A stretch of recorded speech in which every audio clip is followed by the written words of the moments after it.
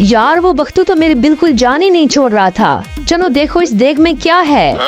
कैसे यार, जल्दी खोलो, भूख से मेरी जान निकलती जा रही है। अच्छा खोलता हूँ, सब्र करो। बिरयानी, मजा आ जाएगा आज तो। यार ऐसे देग में थोड़ी खाएंगे। शम्मो तुम ऐसा करो, घर से कोई बर्तन लेके आओ। तू बिल्कुल ठीक कह रहा है शम्मो, ऐसा करना, साथ में रायता भी बना लेना। अच्छा तुम लोग ठहरो, मैं भी लेकर आती हूँ। देख वो दूसरी लेने गया है ना, वो भी मार लेते हैं। ठीक है, मैं रेडी हूँ।